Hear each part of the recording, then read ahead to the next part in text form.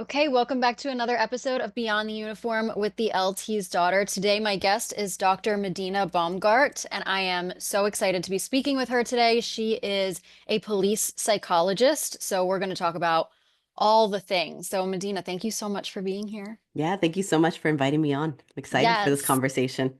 yes, me too.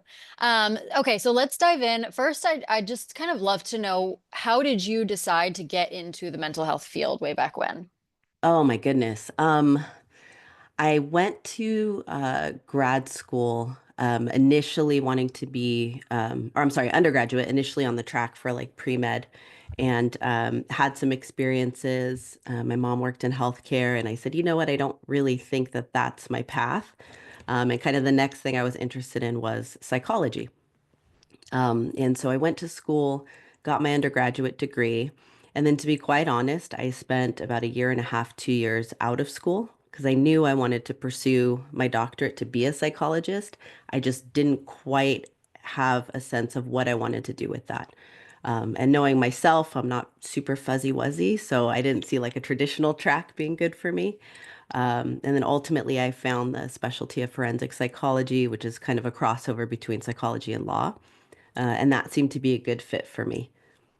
I love that. Looking back, I like low key kind of wish I had explored that area professionally. I don't think Hmm. I'm smart enough to have done it anyway.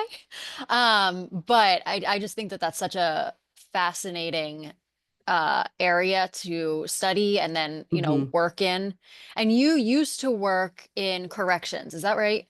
Yeah, that's how I started out. And my interest was more on the criminal side, issues like competency to stand trial and things like that. Really was my passion going out the gate. And then just the reality of that system. It's set up. I know a lot of other correctional psychologists, and it's really easy to burn out. And I just stopped being passionate about it. Knew I wanted to make a shift, didn't quite know what that was going to be yet. And then I received an email about the opportunity to be a police psychologist for the agency I'm at now, and I absolutely love it. Oh, wow. Okay, cool. So that police psychologist isn't something that you like sought out. It kind of Mm-mm. just came to Yeah, you. yeah, it kind of came to me, and I knew the criminal stuff just wasn't, um, I guess, keeping my brain Hmm. stimulated, and I just was tired of working in that environment. And then being married to a police officer at the time, this was before he retired. I was like, you know what? I can do this. And I'm so glad I made the switch because I absolutely love it. So you were already married to a police officer Hmm. when this came to your plate, but also the two weren't necessarily related. Correct. Okay, that's really Yeah. interesting. Yeah. So can you explain for me and anyone listening Mhm. what exactly it means to be a police psychologist as opposed to like any other type of psychologist? Hmm. Yeah, so we essentially specialize in police and public safety psychology. So specifically for me, it's primarily law enforcement. And it's psychology applied to that culture, that environment, and it's literally anything and everything. So I do things like critical incident debriefings, crisis response if we have an employee death or critical injury. I do counseling and therapy. With our agency, both our sworn civilian law enforcement personnel and their significant others are covered. Um, and then I do a lot of relationship building. So I'm embedded into some patrol stations and custody facilities. And that's really just about building the relationships. And then any sort of projects or trainings where we can apply psychology to kind of optimize law enforcement, even law enforcement families, peer support, our chaplains. We kind of do a little bit of everything.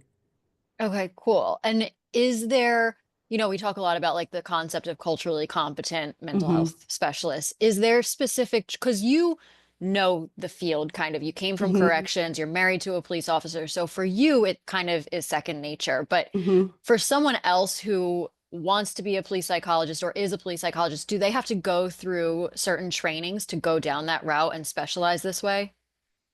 So I'm not aware of any police psychology kind of track Okay. in graduate Mhm. school.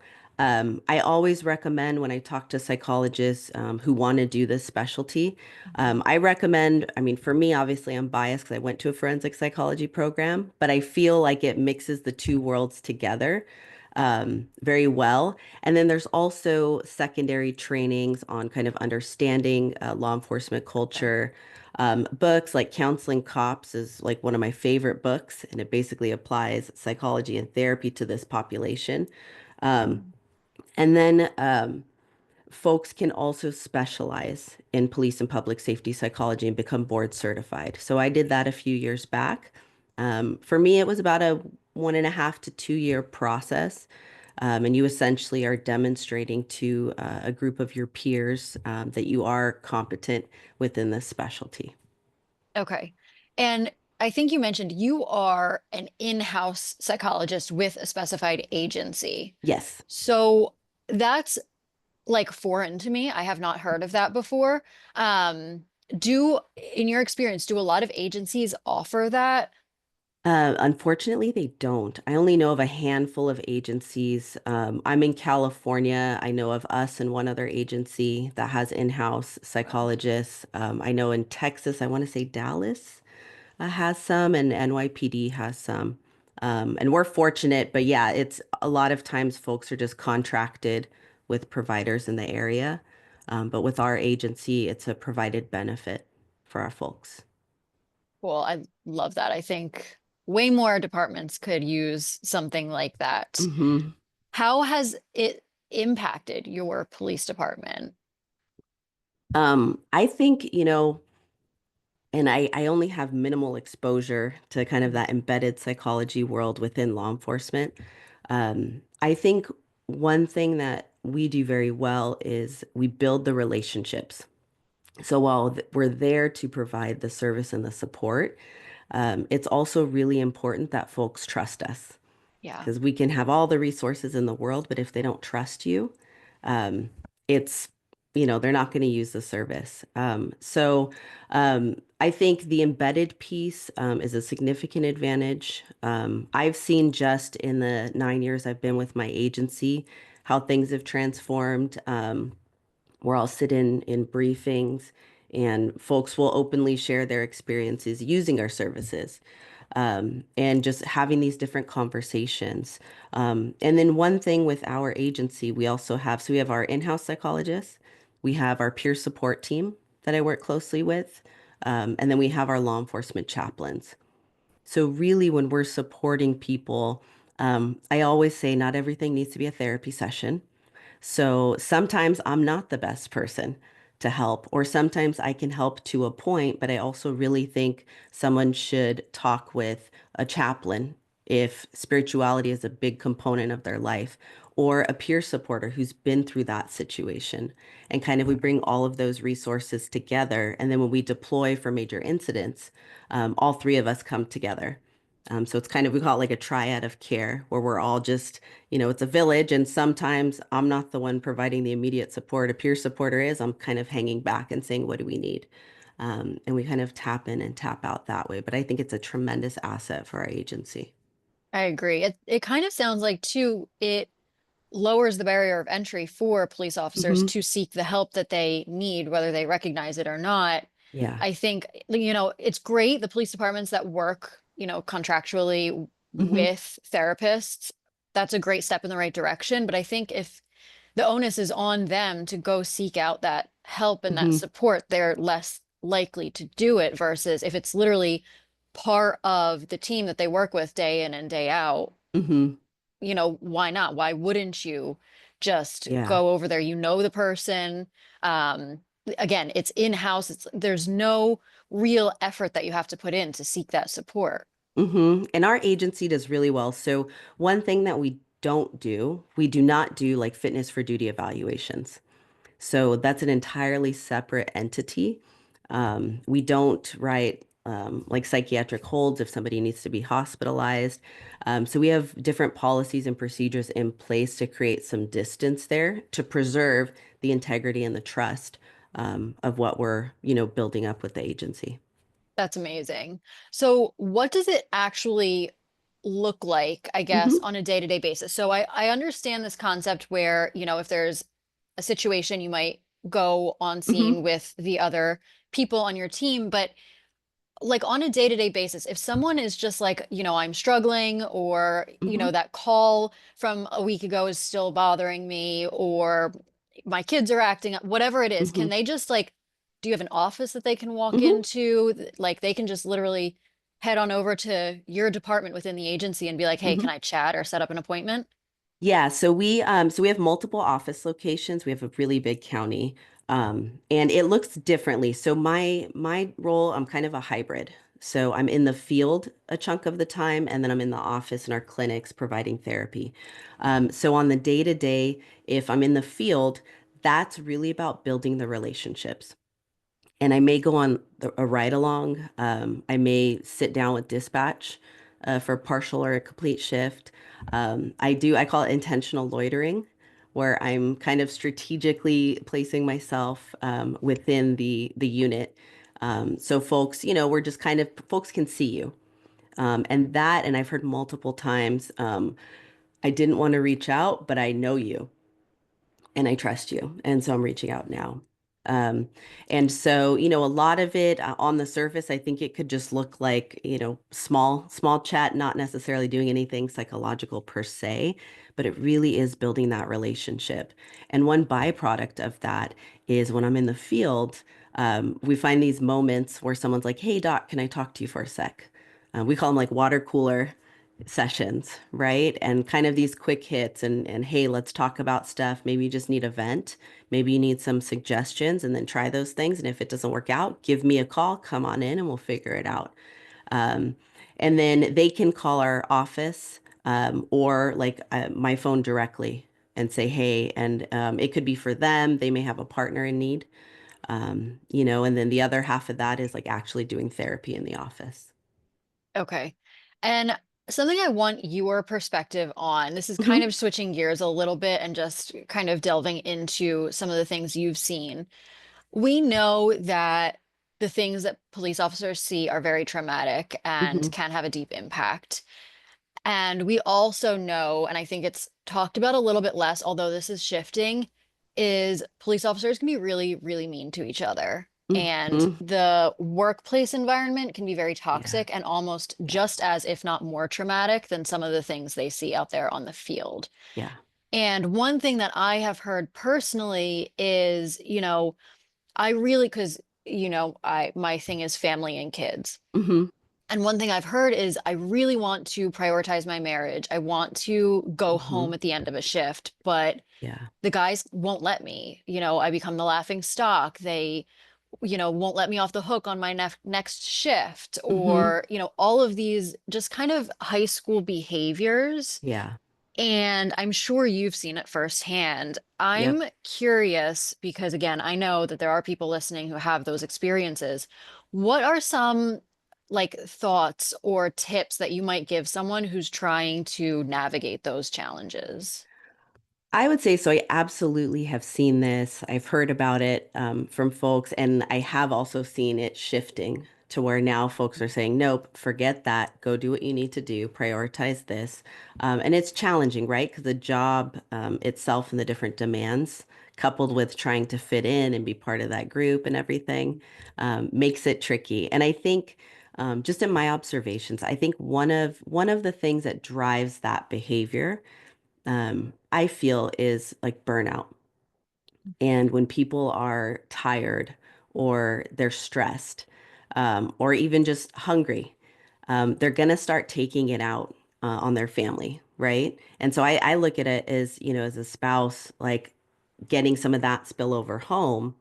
And then it's like, well, if you're at work a majority of the time, and right now with the staffing shortages, you literally are at work more than you're at home. Well, guess what's going to happen?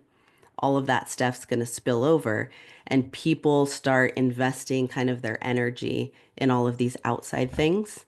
I call it like the noise, right? That's insignificant and just kind of it starts to feed and feed and feed.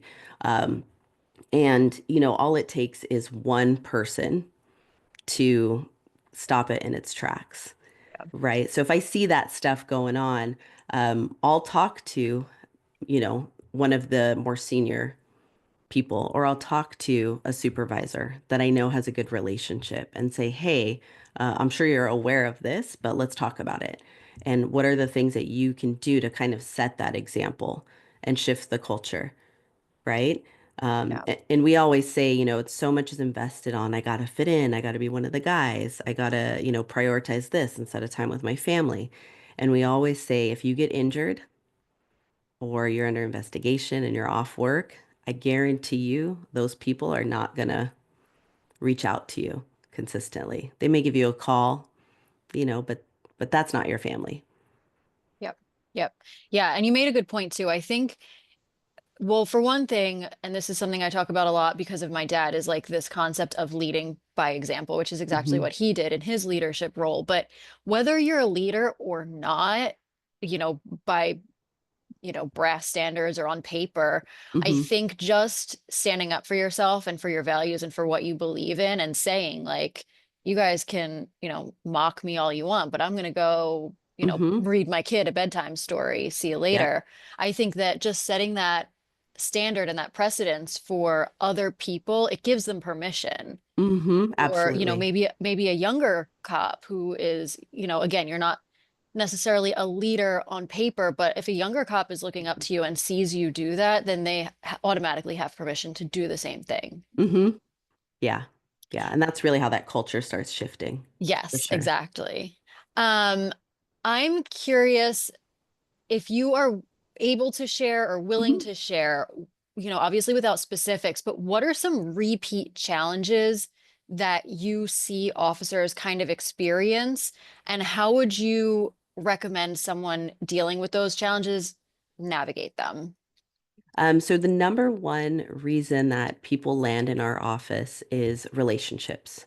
Mm, Now, it could be multiple things feeding into that, but a lot of times, you know, cops, I love working with them, but they're not the most proactive bunch, right? So they'll wait until you things don't are like, say. yeah, till things are, bad to where maybe a spouse gives an ultimatum.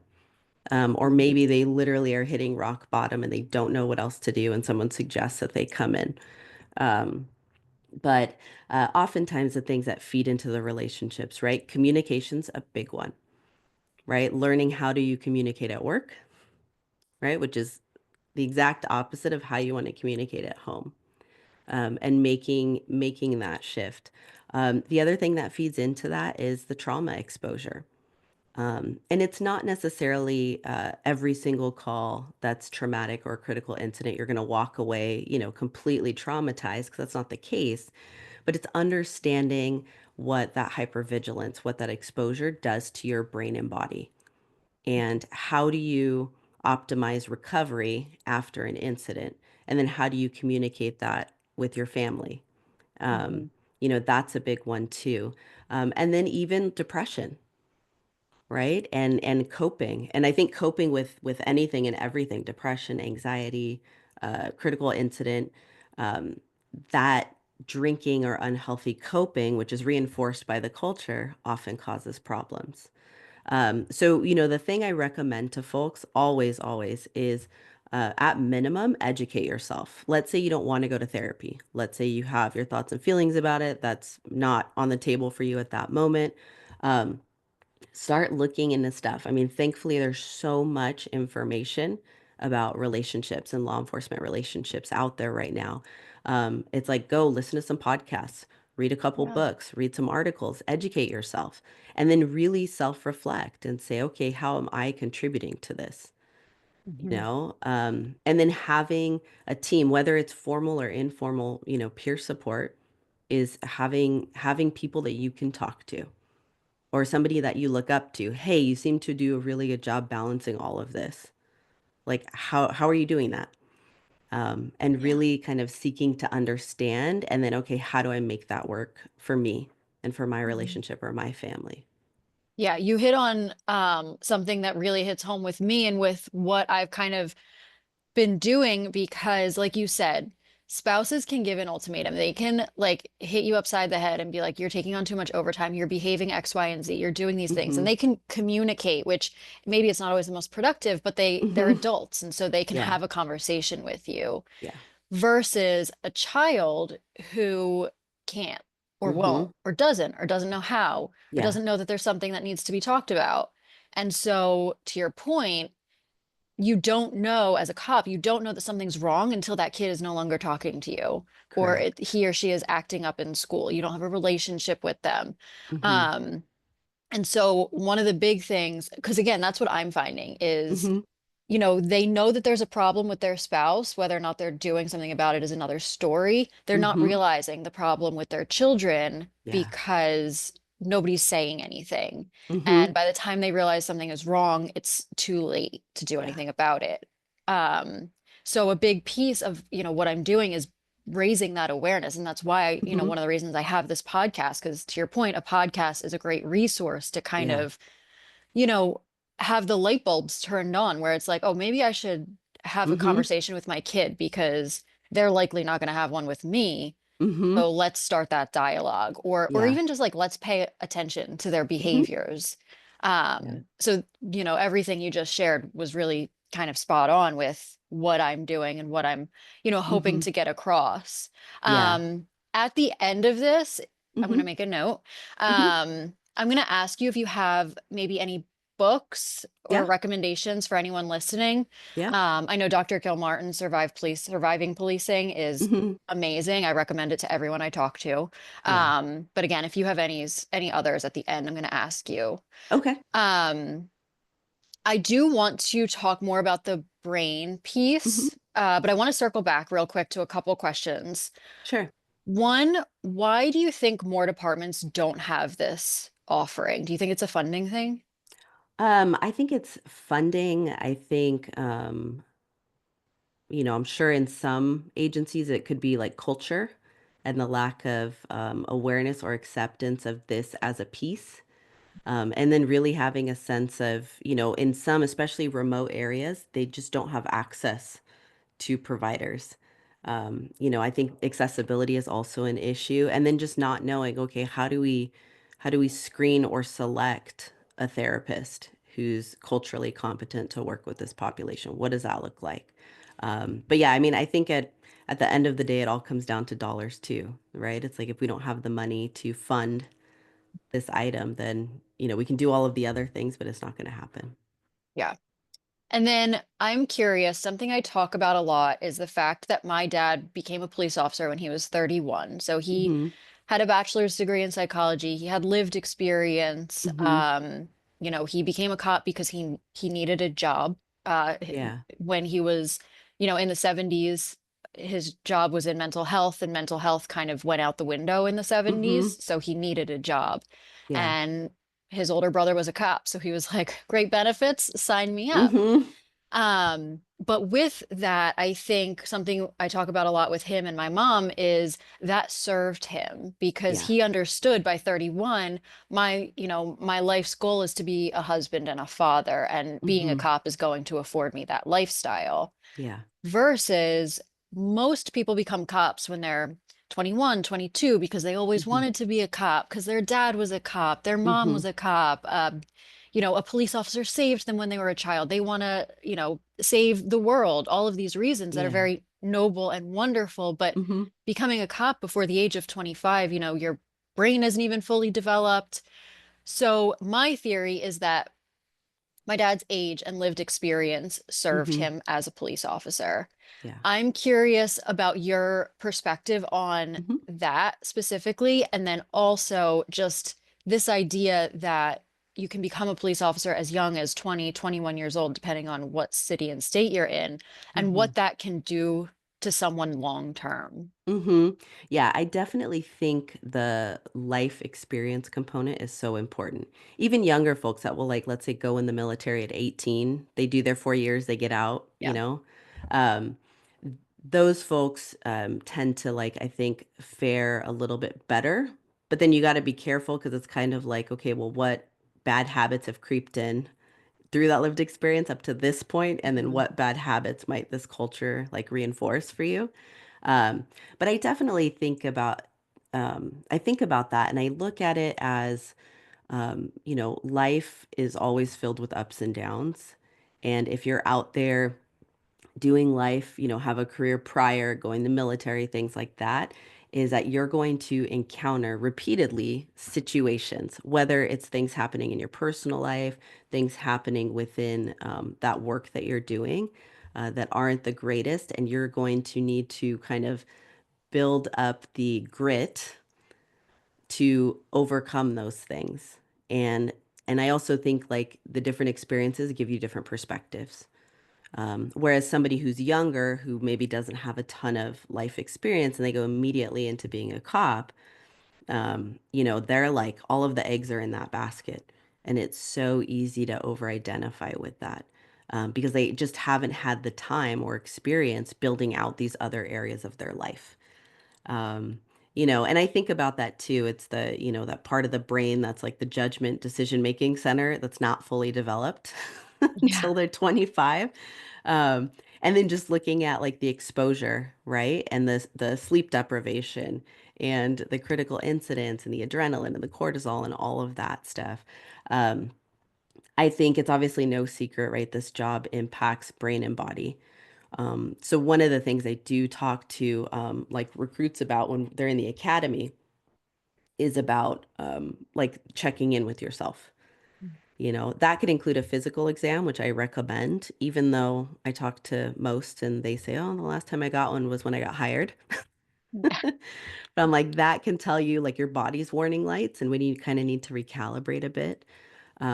And even just mentally kind of, taking inventory and having people in your circle, whether it's somebody on the job, preferably someone outside of that, that can be your anchor. That if you're getting out of control, or I call it like stuck on stupid, they can pull you aside and say, hey, you're doing the things that you said that you didn't want to do. Yeah. And, have that person there because, you're not, and whether it's a cop or just a human being, like life is going to happen. We experience emotions and different things, and we're not always going to make the best decisions despite our best efforts. So you need somebody there to back you up. You just brought up a really important point that I make a lot, and sometimes I get pushback on it. But this Hmm. idea of having anchors, as you said, outside of the profession, and I Yeah. think it's so important. Again, it's something my parents did, and I've heard you on other podcasts talk about this almost Hmm. verbatim the way I do is as a police officer, you have to exist in two worlds and you have to have a foot in each world where Yeah. you are a citizen, you are a Hmm. person. And when you're not on duty, I mean, you know, you're a civilian Hmm. essentially. Um, versus, there is value obviously in having police relationships, people who understand what you're Yeah. going through. But can you talk a little bit more? I'm like going all over the place now because That's I'm just okay. like, oh my gosh.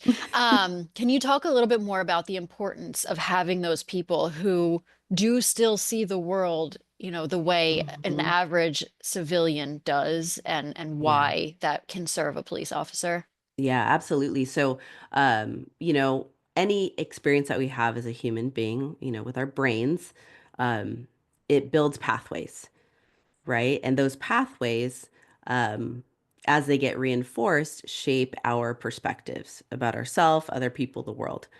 And so, one thing with law enforcement, just knowing, and there's no way to avoid it because of the nature of the job, is that the job and the different experiences you have on the job are likely going to shape the pathways that say people suck and they do bad things and everything's crap. And your brain is also trained to look for problems, constantly assess threats, respond, run these different scenarios. So that pathway is like solid, right? The one thing that I think a lot of agencies lack is training on how do we transition. So when we're off shift, right? And unfortunately, and I think this is one of the challenges where it's kind of like I know when I was getting married to my husband, I was told by another cop wife, like, good luck, it's going to ruin your marriage.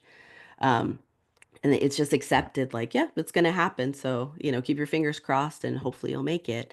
I really think there needs to be a shift, and we need to train cops to kind of transition, and not just mentally but biologically too, because this job does things. It's not just a mental thing.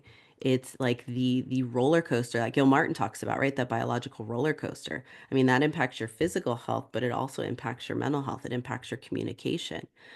Educating families, because I've talked to so many spouses that just have some unrealistic expectations of their loved one. And it's simply because they just don't understand. And I think a lot of cops too just kind of do that, right? Like, oh, I don't tell them, they just don't understand. I'm not gonna that they don't understand. And I always say it's a cop out. Well, I get it. They're not going to understand. They still want to connect with you, and they still want to help you. So how can they best do that? Whether you share the nitty-gritty details or not. And I just think that our law enforcement and their spouses and families just don't get the information or the training that they need so that they can support one another, as they're kind of going from one mode over to the other mode. Because it's not, they don't pull in the driveway, walk through the door, and, magic happens and they're suddenly ready to be present and connect. It just Mhm. doesn't work out that way. Yeah. And I want to circle back to the brain piece Hmm. because it's way over my head, but it's very fascinating. And I Hmm. think, um, you know, for a lot of people, some of the like self-care elements and, Hmm. the looking for ways to support yourself and your family. Some of these Hmm. things can be a little bit woo-woo and like, Hmm. I'm too tough, I'm too good for that. Like, I don't need that. Yeah. So it's easy to kind of brush off when you have a Hmm. certain mindset. So with the brain chemistry and how it can change over time, I think makes it very real and Hmm. very scientifically backed as far as what this Yeah. job can do to someone. So can you talk a little bit about that? I mean, obviously in like Hmm. layman's terms, Hmm. but literally what is happening to your brain over time when you are Hmm. in this field?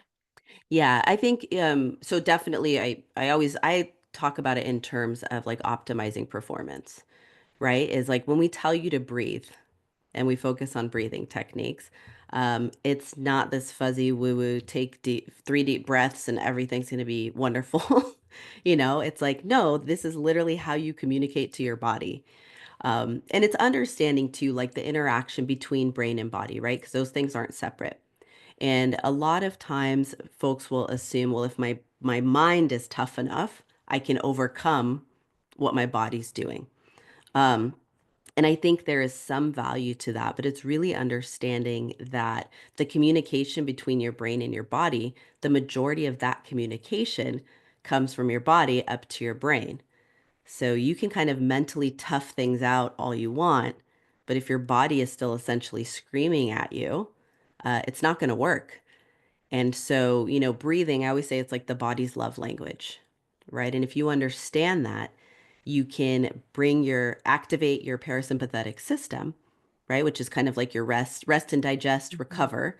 Um, and that will bring everything else down. And so the brain, right? We think about challenges with law enforcement. So sleep deprivation is a big one.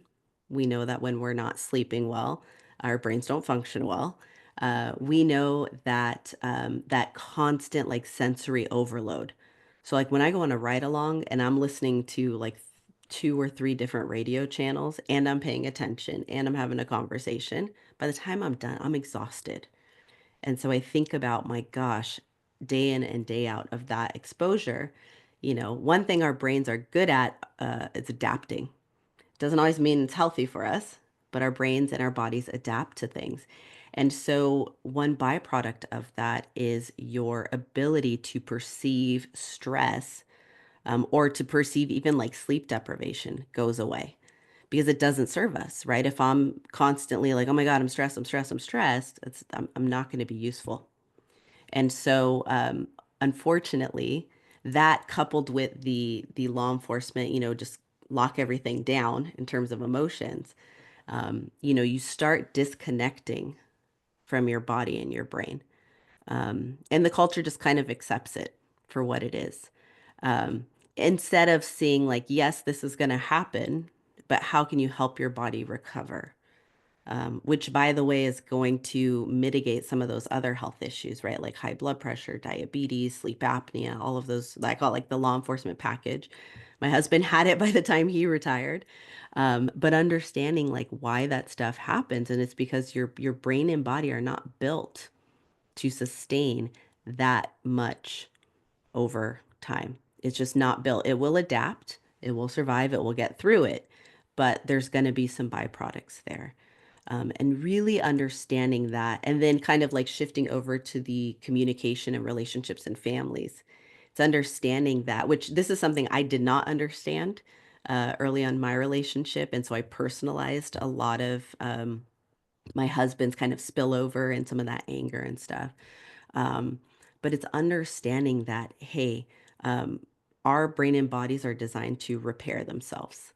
And so when you're done at work and you're coming home, things are going to start going offline. So that part of your brain that you need to make decisions, to have conversations, doesn't work.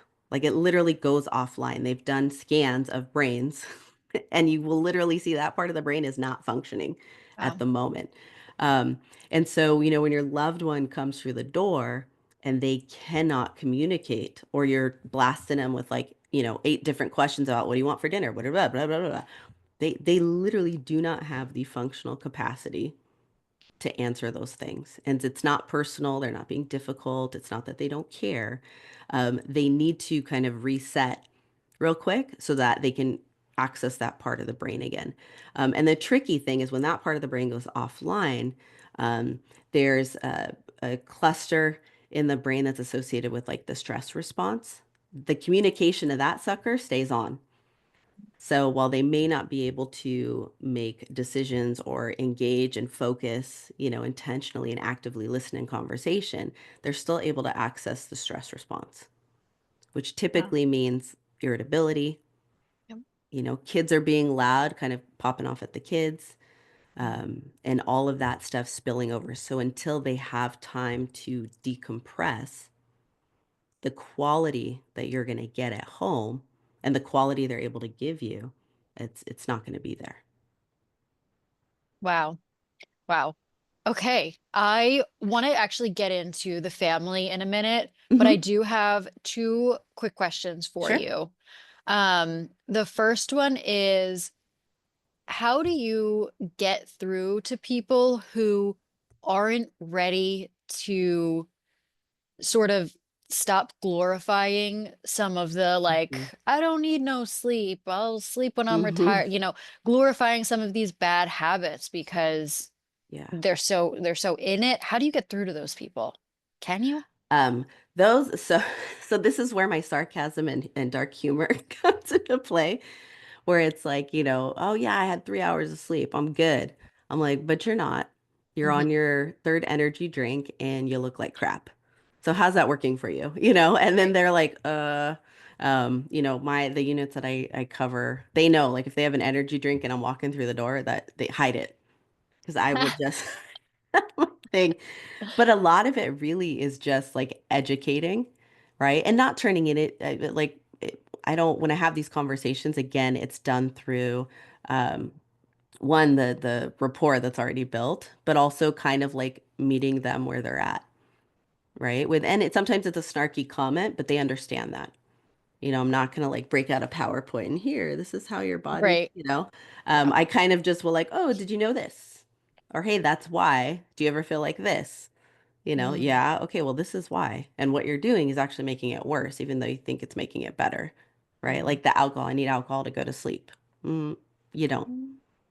It doesn't work that way, Definitely don't. and kind of, yeah. And so kind of doing that, almost like this like playful banter, but injecting some of that stuff. And I'll have folks where they won't say it in the moment, but a month or two down the road, they're like, oh, hey, I tried blah, blah, blah. And oh my God, it's a game changer. I feel this. And I'm like, there you go. And then it Awesome. kind of sets the tone. And then, like you were mentioning earlier, right? All it takes is one person in the group Mhm. to be like, hey, no, do this. Or Yeah. like, I'm going to prioritize sleep instead of going out and getting drinks after work. Yes. It's like just planting the seed and then they'll Hmm. do with it what they please. Yes, yes. And then I have one more question Uh-huh. that's a little bit of a tangent, but something that I have personally noticed, speaking with families a lot of times, Hmm. but also a civilian brought it up to me recently because she runs a yoga studio Mm. and she has a lot of members who are police officers Hmm. who also happen to be yoga teachers themselves, even. Yeah, that's They're awesome. all women. Hmm. And I have also kind of found, again, in my experience talking to people, Hmm. that female cops don't always have some of these struggles, or at least not to the degree that a lot of the men do. Hmm. And I'm curious, again, this is just my findings based on, who I've talked to and what they've Hmm. shared and, that yoga ladies. I'm curious what that's all about. Have you seen that? And is there any sort of reason behind it? I mean, just kind of anecdotally, I know women in general, we tend to kind of embrace our emotions more. Hmm. Um, I think I haven't seen such a big discrepancy there with like the male and female cops that I work with. Sometimes I think it can be a little bit worse because there's this added pressure of like you cannot Hmm. show emotion. If Right. you do, it's because you're female. Yeah. And then out here, they I actually know people I would never in a bajillion years think would trying yoga or like hot yoga because of injuries and Hmm. everything else. I love that. Yeah. And so, and there's some like yoga studios, out that'll do discounts for first responders and stuff. Um, but I haven't seen such a big discrepancy. I've seen kind of a hybrid, of those two things. Cool. I Yeah. was just curious because especially when she brought it up to me, although I Hmm. guess, her being in a yoga studio, they're females and it's probably just more common that women in Hmm. general are going to take a yoga class versus, Yeah. men. Yeah. So I was just curious. Obviously, there's no Hmm. data or information, real Hmm. information about that. Yeah. So I just wanted to bring it up. Like I said, I have lots of questions for you. Yeah. It's okay. Uh, um, Okay, I want to shift a little bit into the family before we hop Okay. off. Sure. Um, as a spouse of Hmm. a police officer, what are some signs that they can kind of look out for that Hmm. something might be going on in their police officer spouse? Hmm. I would look, so there's two things that I kind of look at. So one is the spillover. Right. So, and what that typically tends to be is like more accessing more of that like irritability, like low frustration tolerance. They snap. You feel like you're walking on eggshells, and it's not kind of like a one-off thing, like, oh, they had a bad day. Because the spouses, I mean, we have our moments too, Right. right? So it's kind of if you're noticing, okay, this is going from a momentary, occasional thing to like every single day. And that's what I noticed, like in my husband, especially, he was getting close to retirement. Um, that's an indicator. And then the other piece is withdrawal, right? So if they're not really engaging or, going to their couch or chair or in another room, drinking, obviously alcohol's a big one too.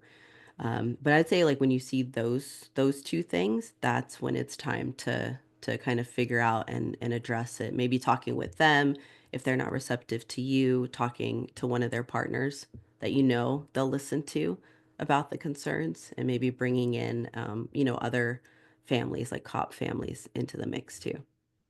And how do you kind of just answered this, but how do you recommend a spouse start that conversation? Because I imagine, and you might be able to speak to this, it can Mm-hmm. be intimidating to Mm-hmm. be like, yo, you're changing, something's wrong. Because Mm-hmm. if they're already on edge, you're already walking on eggshells. The last thing you want to do Mm-hmm. is stir the pot. So Yeah. what do you recommend as far as starting those conversations? Hmm. I would say to be mindful, to not like phrase things in a way where it makes them feel like they're the problem. No Because you statements, right? yeah, no, like, hey, you're this, you need to go to therapy. I hear that one a lot, right? As if they're the only problem. Instead of realizing like, yes, this job is very abnormal, and so it's going to do abnormal things to you.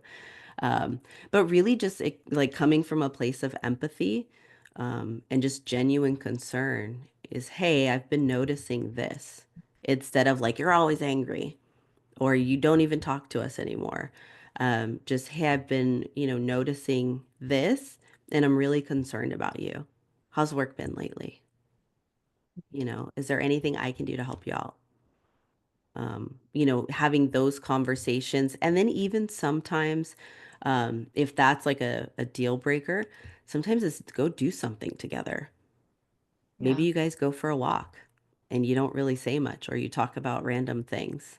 But Mhm. that connection piece will eventually bring stuff down to where, you may be on a walk and they'll be like, oh man, this week was really tough, or I had this call. Um, and then it's like, okay, that's what that was. So kind of doing something Right. that's good for both of you guys, right? Getting Hmm. outdoors and taking a walk, but also something that's connected. So even if they don't want to talk about it, they're still feeling connected and supported. Hmm. That can do wonders for Yeah. somebody, even if they don't want to specifically talk about the details of what's bothering them. That's a really important point because even if it's not super blatant and out there, they're still feeling Mm-hmm. supported, whether or not they acknowledge it or recognize it Yeah. in the moment. And in a similar vein, when it Mm-hmm. comes to communicating with your spouse, something that I've had people again tell me is that one of their biggest challenges is the police officer works a lot, Mm-hmm. obviously. So the kids might spend more time with the non-police officer Mm-hmm. spouse, and they've got their routine. They know how Mm-hmm. things work. They do X, Y, and Z on the weekends, or this is you know, the layout for schoolwork and dinner and X, Y, and Z. So when the police officer is off, has a day off, is scheduled off, changes shifts, or Mm-hmm. even, a lot of what you do, retires, that adjustment is really difficult because Mm-hmm.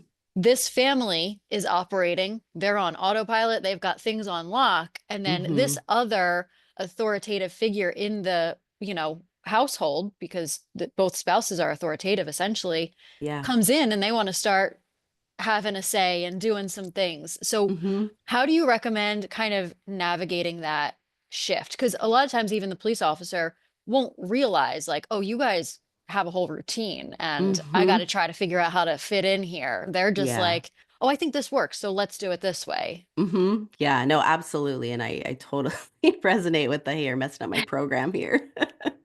Um, I think, a lot of it too, I think is communicating. So like especially with kids, right? Is letting your officer know, um, like, hey, kind of let them into the routine a little bit, Yeah. you know and then making, and this is, I don't know if this is going to get a little spicy for the podcast episode because it's a little controversial, but Okay. also like in Not how very you controversial. phrase in how you phrase stuff, right? So I hear a lot of police spouses like talk about the solo parenting thing. um I Let's talk about it. yeah, let's talk about it. So for me, and I understand why they say that because they literally are doing that. But I think what that does unintentionally is it isolates your spouse, right, your officer, from the family unit, Mhm. right? I'm doing this by myself. Well, I Mhm. mean, technically you kind of are while they're at work, so I totally understand that. But it's also when you use that language, right? And the kids hear that, the kids are also going, okay, well, I have one parent and then I have this other one that occasionally shows up, right? So I think it sets the stage again, unintentionally sets the stage for the officer being outside of that mix, and they're adjusting. So part of it too is like, watching how you talk about it, watching, your kids too. If it's like, hey, mom or dad's coming home and we got XYZ, if your kids are old enough to understand, right? Like, hey, so tomorrow we're going to do da da da da da while, mom or dad sleeps, and then they're going to join us for da da da da da. So that way everybody's kind of on the same page and having those conversations with your spouse, because Yes, they may want to spend time with you guys, but if they're completely exhausted, the quality that everybody's going to get is not good. So it's kind of understanding that really the goal is like maximizing quality over quantity, Yeah. right? So if it's like, hey, I'm going to miss out on 3, 4 hours because you're catching up on sleep, it's okay. And just make sure everybody knows that and what to expect, especially with little kids. Like, Mhm. hey, I'm going to drop you off at school. Mom or dad's going to pick you up. And then you guys are going to spend time together. So the kids also know what to expect and they understand that, yes, they might not be here a lot because of work, but when they're here, they're part Mhm. of this family unit. Yes, yes. I feel like mic drop because that Yeah. was just perfect and something that I feel very strongly about and that we could probably do a whole nother podcast episode Mm-hmm. about is this concept of solo parenting and everything you just said. And I think just something I was thinking about while you were speaking on it, Mm-hmm. it it the term and the language, as innocent as it is, because to your point, like, Mm-hmm. yes, technically you are by yourself with the kids, Mm-hmm. it can have a lot of weight to it, and it can reinforce some of the negative behaviors that the police officer is Mm-hmm. apt to do. So if Yeah. they're like, well, I'm not part of the family anyway, so I am just going to veg out. I am just going to go to the bar with the guys after Mm-hmm. the shift. I'm just going to, take on more overtime because, like, what's the point? I'm not Mm-hmm. even part of this family. Yep. And again, it's inadvertent. It's not out of Mm-hmm. malice. It's a very common term right now. Yeah. And I think just again having just thinking about some of the layers and some of Mm-hmm. the unintentional um shadows that could be behind Mm-hmm. that language and what it kind of suggests is Yeah. important. Yeah. No, absolutely. I Yeah, saw like I your said, face when I said, and I was like, okay, good. We're on the same page here. yes, yes, we absolutely are. Okay, I have a couple more questions and then I Hmm. want to get into your book before we hop off. So, Okay. um, I'm I would like to know your thoughts on difficult conversations with children as it relates to Hmm. the job. So, obviously, police kids have to understand what a gun is at a very young age and why their Hmm. parent has one. Yeah. In today's society with social media, they have to deal with, Hmm. what other kids are seeing on TV or on the phone or what have you. Yeah. I even talked to someone there was a cop who was involved in a shooting and the Hmm. couple hadn't figured out how to talk to their kids about it quite Mm. yet. And so the kid ended up finding out from another kid Oof. about it because it like somehow ended up on YouTube or whatever. Hmm. And so, again, whether it's just as basic as explaining what a gun is, because they're Hmm. all going to have to do that, to Yeah. as dramatic as, mom, dad was involved in something very Hmm. traumatic, how do you recommend having those or starting those conversations with kids? Yeah, I would so obviously as early as possible, as I'll understand, Like right? normalize it. Yeah, normalize it. A big thing, especially with like younger kids too, and in the current climate and all of the stuff that's on social media, is reinforcing like the safety piece in that, yes, bad things can happen, but here's how I keep myself safe, and here's the Hmm. training I have, right? And showing your, especially like young kids, like this is my vest. Here, do you want to put it on? This keeps me safe, and here's this. And here, and kind of being like playful a little bit. And I've Hmm. seen, officers do that with their kids, like, yeah, like pretend you're gonna hit me. Oh, and then they'll, playfully kind of defend it and stuff. And but also reinforcing because I think everything tends to have a negative filter and what's wrong, and it can create a lot of anxiety. But balancing that with, but here's all of the things that I have, all the tools that are going to keep me safe, and building in those things and communicating and having rituals that you do with your kids at the maybe at the start of a shift, or maybe it's a text message, or maybe if they they're on Instagram, message them on Instagram, something like that. um, and then just being upfront and honest about it. Kids, I mean, humans, like, we're pretty perceptive, kids especially, so they can feel if things are off. And so I think sometimes parents will want to avoid causing their child discomfort, which I totally understand, but also recognizing that their discomfort is a normal response to the situation. Mhm. So it's like we don't have to be afraid of it. Let's acknowledge it. Let's talk about it. How are you feeling about this? Or hey, dad got in a shooting. He's safe. Here's this. And especially now because a lot of agencies release footage, and hopefully, this one is for the agencies that you have a system in place that allows both the officer and their spouse possibly to view what's going to be publicly released before it gets released. So they have an opportunity. So they're not getting blindsided with it, or their kids not getting blindsided with it, Mhm. at school. But yeah, just being very direct about this is uncomfortable. Here's how I'm feeling about it. Here's how, mom feels about it. How do you feel about it? Yeah. Um, I think that actually transitions really well into my next question, but I just want to emphasize what you said about kids being very perceptive. They pick hmm up on things. And that kind of goes back to what I said in the beginning, where it's like the kid doesn't have the vocabulary or the awareness to hmm say, like, hey, your job scares me or, hmm worries me or your behavior worries me, but they Yeah. do feel the effects, and that hmm goes on to impact them long term, whether we hmm realize it or not, whether they realize it or not. Yeah. It's the most defining time for a person is when they're a child. And that's, hmm we talk about child trauma all the time because that's what kind of impacts who you become. hmm So that's just, I want to emphasize that point because it's like hmm they might not be saying anything, but that doesn't mean that they're not feeling Yeah. things.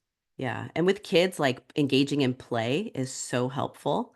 So it's like if you have a kid, let's say your kid, loves to draw pictures, then, but they don't have that vocabulary yet. Or maybe they do, but they just don't want to talk about it. Sit down with them and let's draw some pictures, Hmm. I right? love that. And just do that to kind of get a read on where they're at. And then you're also modeling for them, like, hey, it's okay to have these uncomfortable feelings. Here's what we do with them, Hmm. or going outside and, tossing a baseball or football just to kind of Hmm. physically release some of Get that. So, movement. yeah, exactly. And Hmm. so it's doing that, but you're also teaching them along the way, like, you can have these feelings. When you have these feelings, here's what we do, Yeah. and then that connection, I think, balances it out and kind of grounds everybody, so they have that sense of like safety. Yeah. Do you have time for just a couple more questions? Yeah. Yeah. Okay. Yeah. Because this one I've been dying to ask you this one, Mm-hmm. which again kind of ties into what we were just talking about. But Mm-hmm. can you speak more to uh, the effects that the job and some of just the emotions can have on the children? For added Mm-hmm. context, back towards the beginning of my podcast, I had Dr. Erin Craw on. She's Mm-hmm. also the child of a police officer, Mm-hmm. and she I talk about her a lot because her story really impacts me. Mm-hmm. And she, admired her dad. He passed away, but Mm-hmm. she was very much a daddy's girl. And it got to a point where as much as she loved him, he was very unpredictable. And she Mm. talks about like the three different versions of him, X, Y, and Z. But one thing that stands out to me is if a certain version of him came through the door, I think it was like Mm-hmm. the angry one maybe, and he would Mm-hmm. snap fairly easily about something Mm-hmm. silly or something small. Mm-hmm. She, as a child, a young child, would take the blame and try to make Mm-hmm. sense of that behavior Yeah. and think like, okay, well, is it because, I lost my softball game? Is it because Mm-hmm. I didn't pick up Mm-hmm. my toys? Like they Yeah. something that seems so small, they in their own young minds, and again they're not going to Mm-hmm. tell you because Mm-hmm. that's scary, and also why would they? They're just Yeah. trying to make sense of things in their own little brains. Mm-hmm. um so they're going to absorb that blame and try to work backwards and figure out what could be causing this Mm-hmm. behavior, even though obviously you and I and most people listening know that it has nothing to do with the child. So Yeah. I'm curious, from your perspective with all of your Mm-hmm. background, if you could kind of talk about that Mm-hmm. and why that happens and what it could mean for the child. Yeah, absolutely. And I think it like also ties back to the nervous system, right? Mhm. So we are wired to connect and feel safe, right? And when you're a kid, everything is still developing. And then the same thing, I mean, as adults, right? Um, so every interaction is going to shape the nervous system development, and then also the state that the nervous system's in. And so, one things our wonderful brains do is they need to make sense of everything, Yes. right? And that's how it takes the information, it puts it in a file and gets it to the file cabinet in our brains. So, if things aren't getting communicated, or if the child just doesn't understand because their frame of reference is so small, and their brain's not fully equipped, to go into the depths of all of this stuff, um, we will always, always, always default to it must be something I did when we're trying to make sense of it, right? So again, yeah, if dad walks through the door and they're mad or they snap, like, oh God, and it's a jolt to the nervous system. Yeah. And then it's almost like this, this panic where the brain is now trying to scan and hurry up and figure out what's going on. And then it will default, if it doesn't get any more information, it will default to, oh, it's because, I lost my softball game, Hmm. or it's because I got in trouble because I was talking in class again.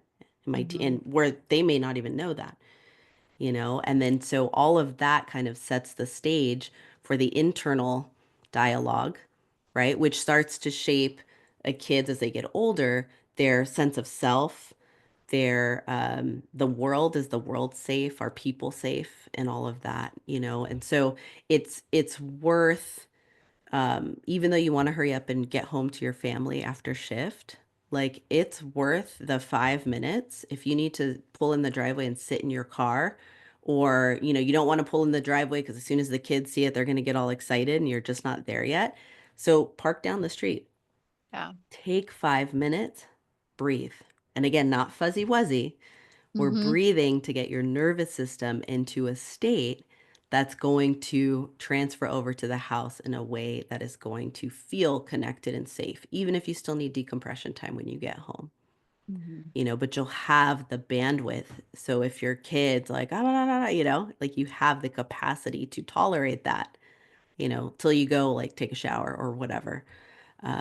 But yeah, it's those interactions early on shape your kid, the perspective, the lens that they're going to view experiences through. And the same thing happens in relationships, right? Like I would do this with my husband if I didn't, because at the time I didn't understand, and so he wasn't communicating other than just being grumpy or angry, and I would always default to like, oh wait, did I do something? Yeah. What did I do? Right. And that's because our brains are just wanting to figure it out. And it's always like, oh, well, okay, no, it's probably just because they're tired, Hmm. which a kid's not going to be able to do that. They're just going to be like, oh my God, what did I do? It must be Right. me because they're always yelling at me. Yeah, and it makes so much sense, like when you just think about it from a personal perspective, like how often do you pick up on someone else's vibe and you're like, oh Mm-hmm. God, did I say something to them? Did I do Mm-hmm. like whether it's your, intimate partner or a Yeah. coworker, like in any Yeah. situation, you could be like, oh God, I wonder if I did something. And then Mm-hmm. if you think about, that same concept for Yeah. a little kid, it's like, oh wow, that is, I mean, it's Mm-hmm. heartbreaking Yeah. that happens. Yeah. So I appreciate you sharing that. It's Mm-hmm. everything is very like reinforcing for some of the stuff Mm-hmm. that I talk about. It's awesome. Um, I want to shift gears a little bit and talk Okay. about your book, Surviving Mm-hmm. Retirement. Can you share why you decided to write this book? Mm-hmm. Yeah. So my husband uh, retired, and it was kind of a rough go. And we were both completely unequipped, despite all my knowledge and training. Like wife brain took over, and I was totally useless in terms of helping him. And there was really just a lack of information out there. And I was talking with Cindy Doyle on her Code for Couples podcast after we were done recording, and I mentioned like, hey, I absolutely love your book. I wish I had it like early on in my relationship. And then we, started getting into this conversation about, well, I don't like people are telling me like you need to write a book about this, but I was like, I don't really, one, I don't want to write anything after my dissertation and board certification Right. process. I don't ever want to write anything ever Never again. again. Um, and then the other piece was, like finally when I made the decision to do that, she connected me with the person who helped her. And I told that person, like, hey, put me on a fast track because I know me and I'm going to procrastinate and it just Mhm. won't get done. And then really just sitting down and going through it. And it's kind of like interweaving storytelling, to highlight the different things and the, information in terms of like why these things are happening. And then also the very practical, like, what can I do about it? Right? Beyond the typical, like I was reading stuff on retirement, trying to figure out, how to help my husband. And it was like, oh, go socialize. And I'm like, no, he's a Right. retired cop. Like he's not gonna want to socialize with people. Um, and so it was a struggle for me to do that. But, ultimately I got it out and the feedback's been really good. It's a still a very strange process for me because I'm open in terms of talking about my experience, but to kind of have it on paper for anybody to read is a little Mhm. strange still. So I'm still kind of navigating that. But I just, I love when I get an email from somebody saying, "Hey, it totally helped me." I mean, to me, that's why I wrote that is like if what he went through, and we went through can help somebody else, like that's perfect. That's the goal. And what was it like for him? Was he like, I really don't want you putting that out there? Was he totally on board? What was that conversation like? No, he was totally on board. So as Oh, he good. kind of started coming out of his funk, as I call it, I literally handed him a notepad and I was like, you need to write down everything that you would want, a friend or a partner to know. And this is coming from a guy who's not fuzzy wuzzy, Hmm. who's like anti-therapy, right? And writing this down. And we actually developed a class that we do together where it's the same thing, kind of storytelling and some education and some tools. And then that's actually what dovetailed into the book. Okay. And so when I wrote, kind of like separated out these different sections and wrote the stories, I would obviously let him read it because I'm like, I need to make sure I'm accurately capturing what that was like for you. Um, and it was cool, like to see him go through it, and then he wrote the afterword in the book. But yeah, no, I mean, thankfully, I love him so much. Like he was so open about it. He's like, yeah, just get it out there if it can help somebody. That's amazing. But I'm curious what it was like before he got to that point. Like when it was a Mm-hmm. little bit more fresh, when you were Oh, in that space of like, yikes, what did we get ourselves into with this retirement mm-hmm. thing? What were some of like the hurdles that maybe caught you off guard? And how did Yeah. you guys work through them to get him to this place of like, this is valuable information that I need to Mm-hmm. share? Yeah, like a little background. So he was like the cop's cop, right? All invested about work. We don't have kids. So it was, he's working, I'm Mhm. working. No real friends outside of law enforcement. Basically everything we tell people not to do. That's Right. Got it. so I knew going into it, like, hey, things like identity, right? It's probably going to be a little bit more of a struggle because he doesn't have much outside of this Mhm. world. Um, throughout his career, he's pretty emotionally contained. Some of the irritability, anger would spill over. The last 5 years, a lot of the anger was spilling over. Um, and I think by that point, we were both just over it. We just wanted it to be done. And the initial period, like first like couple months, actually wasn't awful. It was like, oh, it's kind of like a relief. He's no longer bringing that energy Like home. vacation. Yeah, totally. And as that settled down, he really started kind of slipping into a depression. And again, this is somebody who's been pretty emotionally contained. So I recognized it. He was drinking more. He was starting to get reckless with some of the decisions he was making, like drinking and driving, things like that. And it got to a point where I said, pretty much told him like, that cannot happen. Like that is not the way to go. And if it is, I think I threatened to sell his motorcycle. And and so it was like, okay. And then the next day it kind of started the shift of like, okay, I need to get a routine down. And it's been up and down. He's now retired 8 years.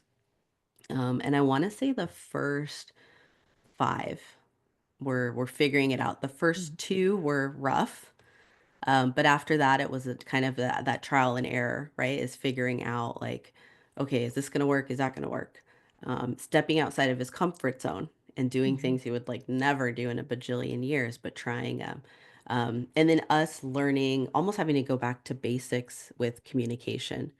And then learning because we had a role reversal, right? He's retired, I'm still working. So then he starts doing what I'm doing, what I used to do to him when he'd come home, which is, do the blast. Oh my God, you're home, blah, Yeah. blah, blah, blah, blah. And I'm like, stop talking. I can't, Yeah. So it's kind of like having to revisit some of that stuff. And then really the communication was the foundation. And it's figuring Mhm. out like, okay, how are we communicating through this? If you're having a rough day, let me know, Yeah. and so I know what I'm walking into when I get home, but then I can also help you, you know. When he started trying new things that were outside of the Mhm. box for him, did you guys do them together or was he kind of apt to do them on his own? Both. So it kind of depended on what it was. Like fishing, he wanted to go fishing. So we'd, rent a boat, go to the lake, go fishing. Emphasis on fishing because we never caught anything. Hmm. Hmm. But so we tried that for a little bit and he really liked it. I was like, okay, I'm bored. What do we do? I'm just like, I want to go, go, go, go, go. So that's something it's like, hey, if you have a friend that likes fishing, go do that with them. you know? Yeah. And then I'll still, we were just talking about it not too long ago. I was like, hey, we should probably do this again when it warms up a bit. Um, things like stuff, yeah, like our doghouse, we got dogs, right? And we're just looking at different cool dog houses. And he's like, I think I could build that. I'm like, seriously? Like, yeah. And so then now, YouTube University. So it was Right. like, let me just find stuff and really like supporting him. He's doing it while I'm at work. And then when I would come home, things that he needed help with, we would do those things together.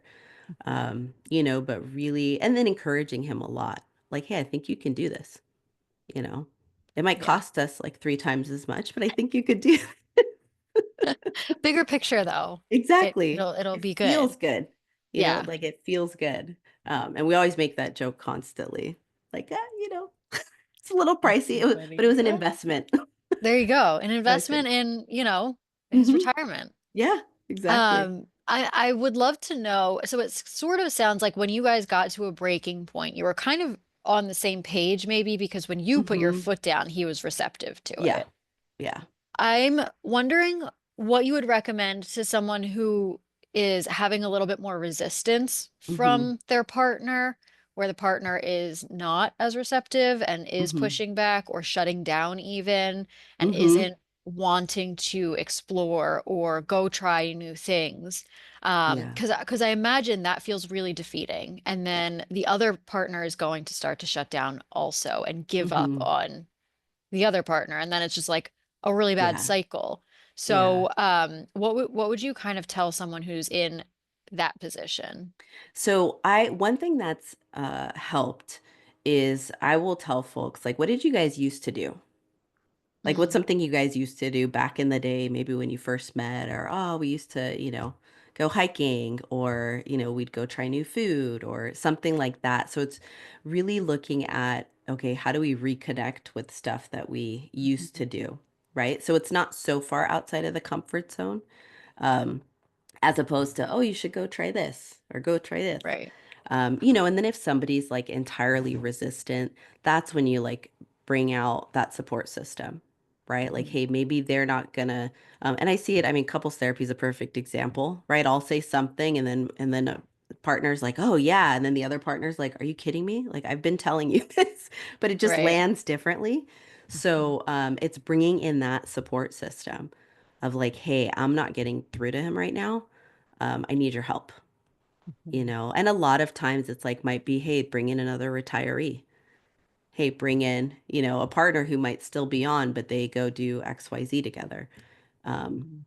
and leveraging those relationships and really just not not having to do it on your own. And one of the things I found talking to retirees and talking to spouses is so many of them suffer quietly. Mhm. They don't say anything to anybody. And, in talking with them, it's like our situation wasn't unique. So many people do this, and spouses just don't know what to do, or they feel like they're walking on eggshells. So, like those same dynamics that they had on the job replay in retirement, Yeah. which can get really dangerous, right? If there's alcohol involved or just some like really not safe decisions that are getting made, and that can totally spiral. I've seen couples who've made it throughout an entire law enforcement career get divorced in retirement, Mhm. because they just don't know what to do. They don't know what to expect. And really, like, that's the goal of kind of putting our stuff out there, is like, let's normalize it because we're not the only ones. Mhm. Let's acknowledge how frustrating it is for both of us. And then let's see if we can figure this out, and kind of managing expectations. And again, not doing it alone is key. Mhm. I want to know, so as you mentioned, your husband was a cop's cop. Hmm. His whole, entity essentially was being Yeah. a cop. Hmm. And that's very common, as we've talked about earlier. And your husband is a perfect example, I think. What's some suggestions for someone? Because in this job, you retire fairly young most of the Hmm. time. Yeah. So it's crucial that you figure out, Hmm. if you didn't when you were on the job, you got to figure out who you are Yeah. outside of the job because you've got a whole nother life to live more often than Hmm. not. So and you touched on this a little bit, what are some ways that you can kind of start to figure out what you enjoy, who you are, who you will Hmm. be after you retire? Is it just like a lot of trial and error of different things that are going on in the area, or like how do you start to even think about exploring that? Yeah. So one thing I will work with people, it's in the book, and I also do it when I see folks for kind of like pre-retirement counseling to get them prepared. Is something I Which call is like, very important. yeah, yeah, it's let's clean out all of the gunk so that way you can actually enjoy retirement, right? Is really like taking inventory, and then looking at different areas, right? So looking at your health, physical health, looking at your mental health, looking at your relationships, looking at things that you might have like, and Gil Martin talks about this, like you used to like doing, Mhm. um, and really like just kind of get the gears going and then write it down. I'm a huge proponent. You got to write it down. And then just take a look at it and just let it marinate, Mhm. of like, okay. And then maybe ask your spouse, like, hey, what I cannot remember for the life of me, like what I did prior to this job. If you guys have been together long enough, or what I maybe like used to like doing at the early part of my job that just kind of fizzled out. And get their input and really start just kind of like dumping down on paper all of these things or these areas. And if you're still feeling really, really stuck, think about it on a bigger scale and think like, okay, if you had your ideal like retired life, or thinking about somebody that you look at and be like, oh, that guy figured it out. What areas of life are important to you, right? And this could be like your faith, family, leisure, like activities, hobbies, health, and then kind of just write those areas down and then go through them and like rank them, right? Like 1 to 10. How important are they? And then go back through that list and look at it. And then now do the same thing on 0 to 10. Like, how much are you investing in these areas? Like faith might be a big part of something that you value, but you may have lost that throughout your career. So how do you reconnect with it, right? If it's health, health is important, but you haven't seen a doctor in, God knows how long. Maybe we go make an appointment, and kind of start identifying like, ooh, there's deficits here, right? Like I do value these things. I haven't been doing anything in these things, and if it's like friendships, but you have, friends that have just fallen off or you haven't talked to because of work or just life, maybe set a goal, and literally schedule time to reach out or reconnect with that person. Go grab a cup of coffee, go have lunch, talk on the phone, And then really, I think once you kind of identify what those values are, you can, that sometimes if folks are stuck on the other stuff, that can get the gears spinning of like, oh, well, yeah, I haven't talked to this person, Mhm. and just set that as like kind of an action item and hold Yeah. yourself accountable for like getting those things done. Amazing. I love that. That's such a good activity, I feel like, for anyone Hmm. really. Okay, before we wrap up and you tell us where we can find you, do you have Hmm. anything else that you want to share that we didn't touch on that you think would be important to put out Um, there? no, I mean, I think we covered like a lot of stuff. I would just reiterate like the point I was mentioning earlier for spouses and families is not doing it alone and really like being selective of who you surround yourself with, right? So if there's some spouses and some families just are unhealthy, so that's probably not, while your loved one's at work, that might not be the circle that you want to be hanging around the whole time because that stuff is going to bleed over. So really finding those people, those families that kind of emanate the values, right, that you have, where you guys can genuinely be supportive of one another. And then, just like kind of personal accountability too, when you're interacting with other spouses or families, like just be mindful to not like take a crap on somebody's else stuff, Yes. right? Which I ran into that as a spouse early on, which completely deterred me from ever engaging with any spouses ever. For a long time was just some of that unhealthy stuff, and I was like, I don't, I don't want to be associated with this. But yeah, just really being mindful of your tribe and who you allow in and who you spend that time with, because you're gonna need that support system. But So important. yeah. And again, like we said earlier, whether it's law enforcement people or non-law enforcement people, I think Hmm. the end of the day, the bottom line is they have to be people who share your values, who Yeah. can empathize or sympathize with what you're going through and Hmm. just want the best for you and not Exactly. be taking a dump on whatever your experience is or whatever it Hmm. is that you want out of life. I think that's such an important kind Yeah. of note to close on. Hmm. Amazing. Well, thank you again so much. This was Yeah. Thank you. fantastic. Again, your book is called Surviving Retirement. I'll put a link to that in the show notes. Where can everyone find you? Yeah, so on LinkedIn, just my name, Medina Baumgart. On Instagram, it's at Dr. _Baumgart. And then my website, which is www.drbaumgart.com. Amazing. Well, thank you again. And Yeah, all of that thank you. I information will love be in the this. show notes. This was amazing. This was such a good conversation. So thank you so much. Yeah, take care. You too.